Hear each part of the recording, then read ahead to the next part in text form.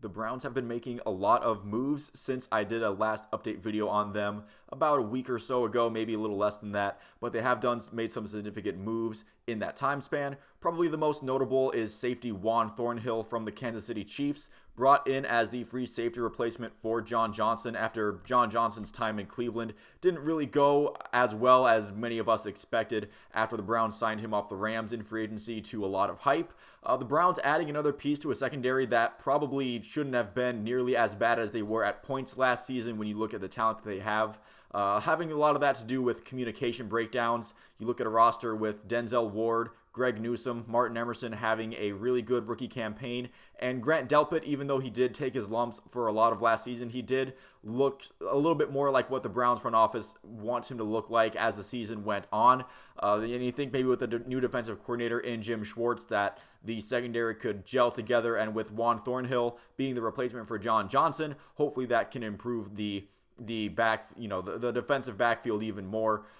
It's a 3-year contract worth $21 million. And again, if he can become just an upgrade from the disappointing season disappointing couple of years that John Johnson had, not just last season, then maybe the Browns could be cooking with gas a little bit for this secondary. And he's also openly recruited Mecole Hardman, Chiefs wide receiver, who the Browns could use his speed and someone who's not Anthony Schwartz to also have speed and catch the ball. That would be nice, but there hasn't really been any reported movement on Mecole Hardman to the Browns besides Juan Thornhill just thinking it would be a cool idea. So hopefully he seemed to embrace the Browns signing. Obviously, it's not like he was traded and is unhappy to be on a new team. He chose to sign with the Browns. So hopefully he is an improvement over what John Johnson was the last few years. It didn't work out for him for whatever reason, whether it was just bad play, maybe incorrect deployment, or an unfunctioning, coaching staff defensively. Probably mix that all in a witch's cauldron, stir that up a little bit, and you probably get what the disappointment with John Johnson was.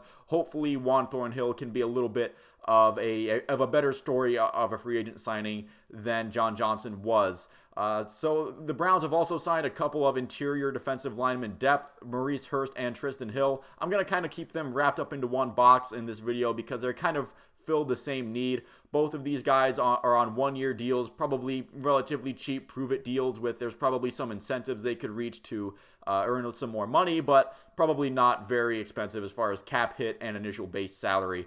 Maurice Hurst had a decent rookie season, but I believe he's a 5-year vet and hasn't really eclipsed those numbers for whatever reason, whether it's not being able to see enough snaps, or I think I read he did have a calf injury that did limit him for a lot of the season. He wasn't really able to play.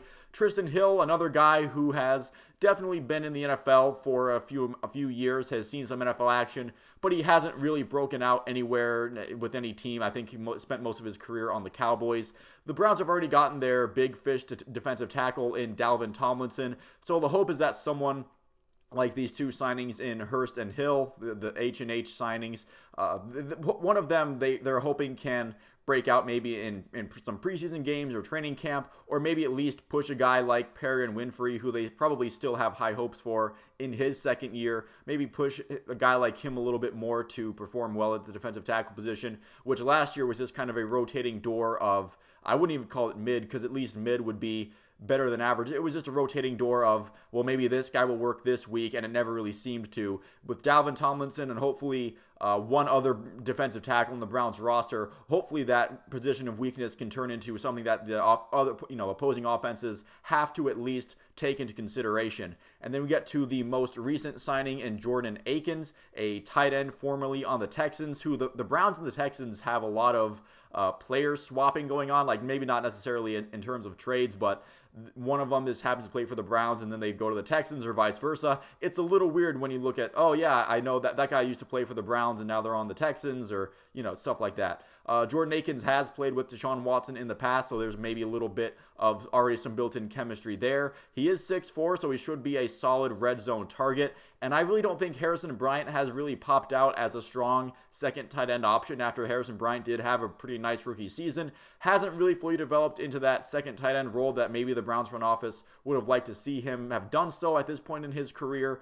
Stefanski offenses have used two tight end sets, but maybe if they're thinking of switching to an offense that maybe Deshaun Watson ran a little bit more in Houston, and they just want to upgrade some of their tight end depth, or maybe they are just willing to continue the use of multiple tight end sets for a lot of the time, and they do see that value in having 3 NFL tight ends. I do think Harrison Bryant has a place in an NFL roster, just hasn't really popped out as a bona fide solid number 2 target. Maybe they see Jordan Akins as someone who can either fill in that role or push Harrison Bryant to become that role, maybe in training camp or in the preseason. And just to cap this video off, the Browns did lose a cornerback, a depth cornerback in Greedy Williams. We've seen flashes of Greedy Williams become, being a solid defensive player, but it never worked out. Whether, again, a lot of injury issues there. He's been, hurt on and off the field, and maybe some disappointing play here and there. But I feel like if Greedy Williams can put it together, and the Eagles, if they have another really good season and Greedy Williams is a part of that, then maybe Greedy Williams can, become a more solidified player. It is only a 1-year deal, so it's not like his career in the NFL is secure by any means, but I do feel like there is an opportunity for Greedy Williams to succeed with Philadelphia, and I wish the best for him as he moves on. So thank you all for watching this video. If you made it this far into it, I will see you at the next one.